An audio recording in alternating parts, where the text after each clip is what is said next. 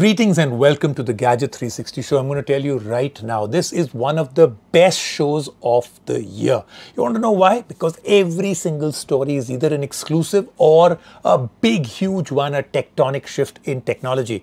We'll talk about Windows 11, brand new, and we'll tell you 11 new things about Windows 11. The rollout has officially started, multiple changes to UI, simplification of interface, so many things that I totally and absolutely love. The Snap interface, the centralization of everything. Great stuff. We'll tell you 11 amazing things. Then we've got it now, the iPad mini review. Is it really a mini or is this a mighty big one? The 2021 iPad mini is one of the best tablets we've ever tried. Fast, powerful A15 Bionic chip, nice big screen, very, very portable. I think this is great in every which way. And we'll move on to another huge story. This is a smartwatch on steroids, one of the best we've tried out. The Fossil Generation 6, the first smartwatch launched with, wait for it, the Qualcomm Snapdragon 4100 Plus chipset. Extremely fast, smooth performance, does a lot that others cannot do because of this very fact. Great, bold new design, faster charging. We all absolutely loved it. So lots to do on the show, but first, all the news and headlines coming in from the world of gadgets. Apple Watch Series 7 is all set to go on sale globally on October 15th.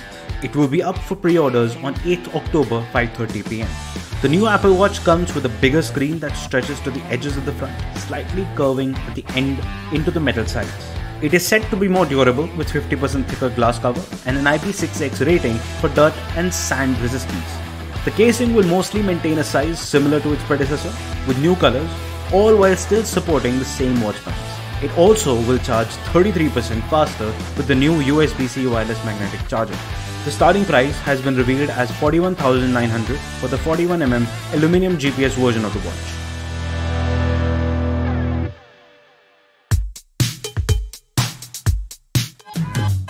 The Huawei MateBook 16, launched in the Chinese market in May, is finally getting a global release. The laptop comes with a 16-inch Quad HD display with 3:2 aspect ratio, processors from AMD's Ryzen 5000 series, 16GB of RAM, 512GB NVMe storage, Bluetooth 5.1 and Wi-Fi 6. It will be launching in selected Western European markets with a starting price of €1,099.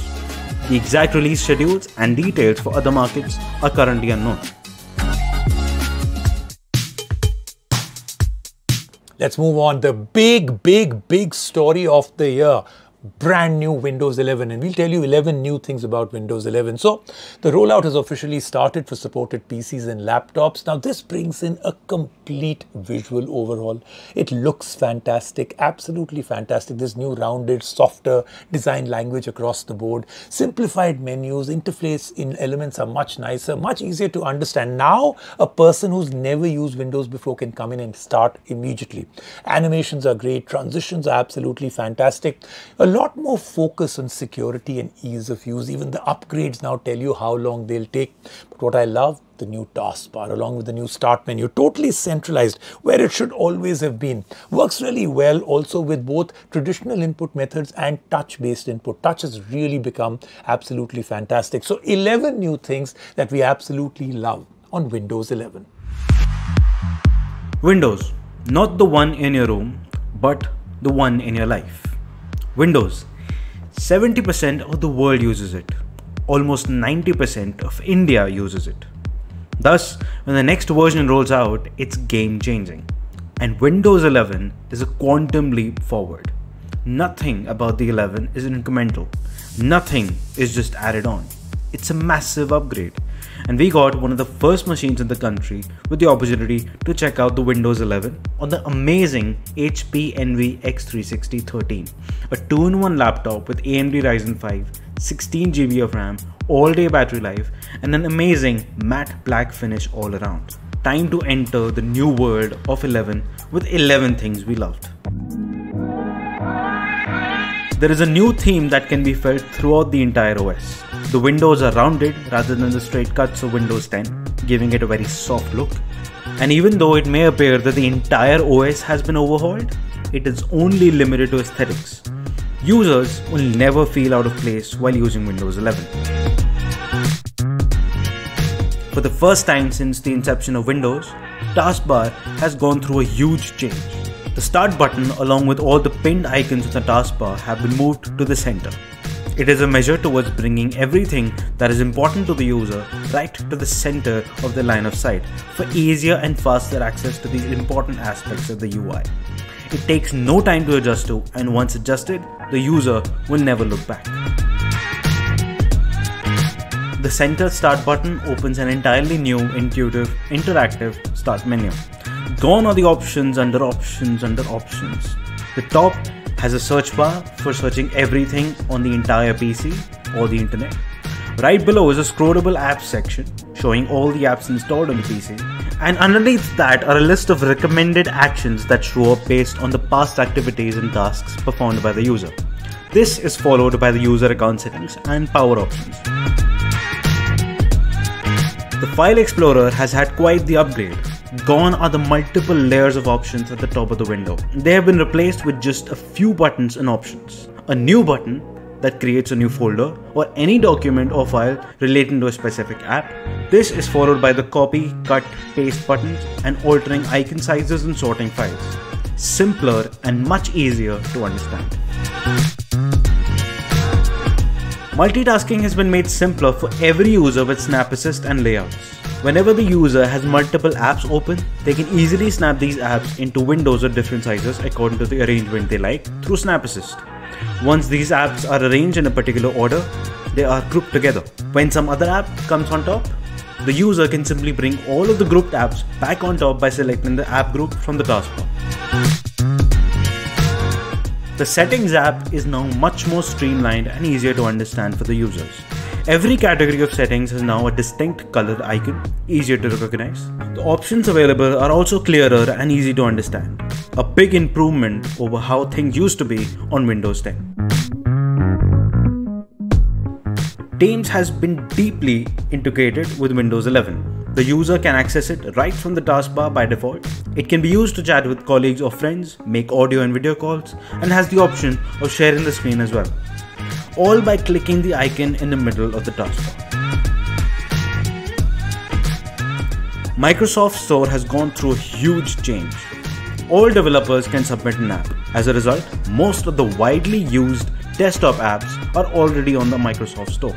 Users will not need to search for these apps on Google and download them from unreliable links. They can easily install all the apps they need by downloading them directly and safely from the new Microsoft Store.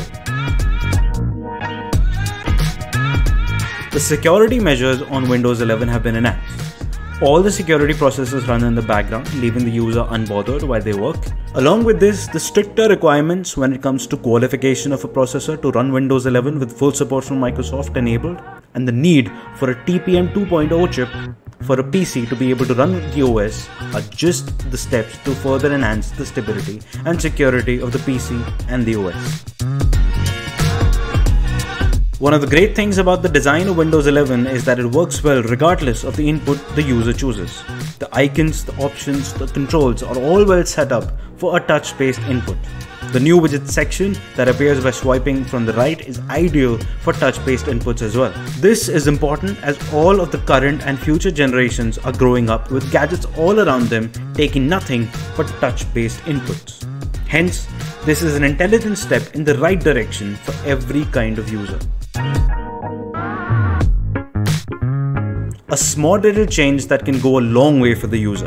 Every time an update shows up on Windows 11, the users will be able to see the estimated time it would take before shutting down or restarting their PC for an update. So the users can now accordingly update their PCs knowing the exact time needed for it. No more pushing off the updates.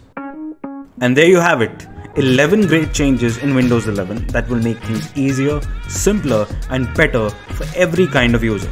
And it is not at all limited to these 11 things. Many amazing features like Android app support, advanced gaming features are all on the way in future updates.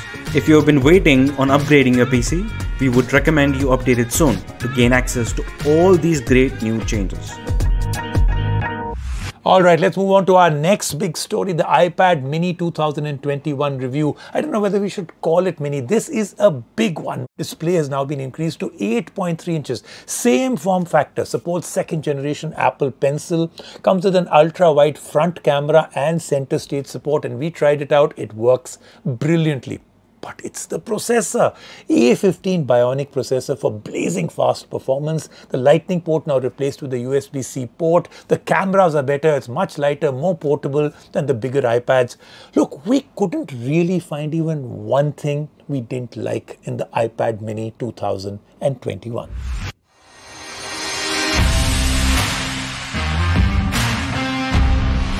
iPad Mini is a fascinating device. It sits right in the middle of a big phone like the iPhone 13 Pro Max and the iPad Air, which simply begs the question, what is it meant to do? Who is it for? What purpose does it fulfill? And the interesting thing is, it is not better at the things that both the phone or the bigger iPad can do. It has its own set of advantages, which make it particularly great for a set of tasks, and you should get it if these are the only specific tasks you want to perform from a device like this. We will tell you all about it, but first, let's get you familiar with all of its technical aspects. So, the iPad Mini has had a big redesign. The curved sides are squared off, the home button is gone along with the bezels, the footprint has been reduced while the size of the screen has been increased to 8.3 inches. And now, it completely falls in line with the design of the iPad Air and the iPad Pro. The top edge has a power button that doubles as a fast fingerprint scanner on the right side with the volume buttons on the left side. The placement of the buttons is such as the right edge of the iPad has a place for the second generation Apple Pencil to be stuck to and charged.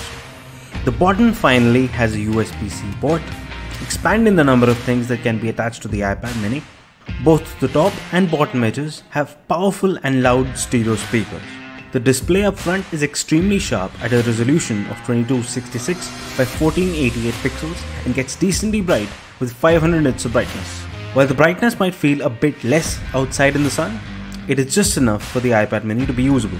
Right above the display is an ultra-wide front camera that has a ridiculous field of view, which comes in handy for the center stage feature that is available on the iPad Mini now. This basically involves the camera cropping in on the face of the user and keeping it centered in the frame, following them around. If another person enters the frame, the camera zooms out to keep both the people in the frame. iPad Mini also has a camera on the back, which takes only decent pictures. The battery life is also decent. It gets through the day with heavy use and can last for up to 2 days with light use. And everything about this iPad is powered by the A15 Bionic processor, which enables blazing fast performance. But what seems to be not so decent is the implementation of iPad OS. There is unnecessary space left on the side of the icons of the home screen. Icons on the dock can get extremely small.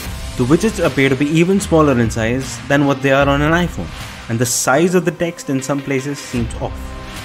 The keyboard in landscape mode is comically big, covering 70% of the display. But despite these weaknesses, it has certain advantages over both the bigger iPad Air and the big iPhone. It is much lighter and better to handle than the iPad Air while having the support of the same accessories and a better processor.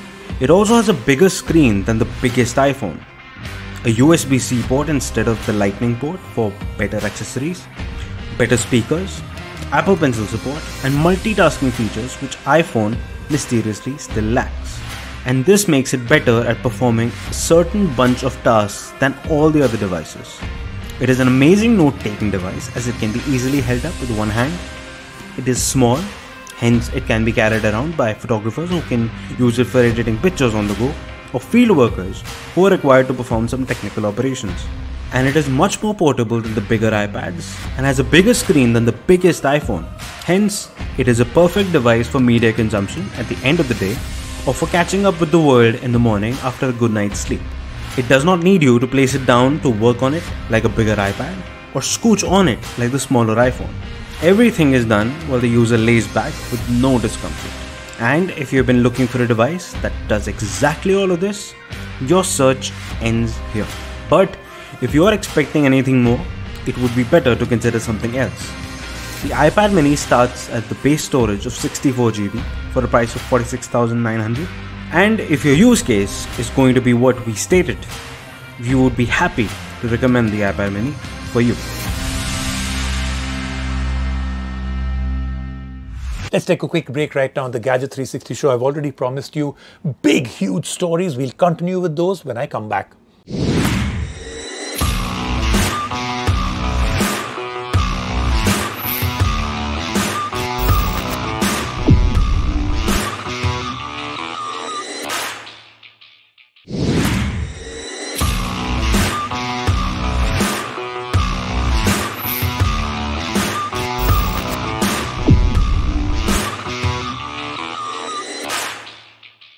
Let's move on now to another huge story. Fossil comes up with a Gen 6 smartwatch, the first smartwatch to launch with a Qualcomm Snapdragon 4100 Plus chipset inside a watch.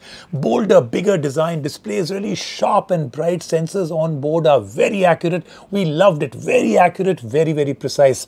And the Qualcomm 4100 Plus chipset keeps performance extremely smooth, fast. The UI of the watch is snappy. It's really, really fast. One of the fastest I've ever tried out. Processor works with a co-processor that controls the always-on display and sensors, which removes the need for the main processor to be used for such tasks, and battery life improves dramatically. So better performance, better battery life, all of that. Let's take a look at what the Fossil 6 is all about, because the part we really like, charges fast also, goes from 0 to 80% in 30-35 minutes.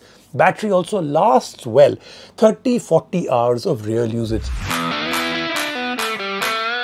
The next generation of Fossil's Wear OS smartwatches has finally arrived. The Fossil Gen 6 is quite the upgrade. A newer design, new processor, faster charging sound amazing on paper, but is it enough to deal with the inconsistencies of Wear OS and the battery life issues that have persisted for far too long? The answer to it is, needless to say, interesting. How? Let's find out in our review of the Fossil Gen 6 smartwatch. The Gen 6 takes a different approach to the simplicity of its previous iteration. It is bolder and bigger. The lugs on each side of the crown are bolder. The dial has ridges circling it, which may make it look like the watch has a moving bezel like the Samsung Galaxy Watch 4 Classic, but that's not the case. The ridges are purely aesthetic and the navigation is done by the crown on the watch. The dial is mostly made of stainless steel with a glass front and a plastic back. The screen has bezels around it, which can easily make this watch look a bit dated, even though the display is sharp and bright. The plastic back has health sensors encircled by rings. The charger connects to these rings magnetically to charge the watch. The rings, rather than being glued to the dial, have been molded in, removing the risk of them getting stuck onto the charger, as has been the case with the previous Fossil watches.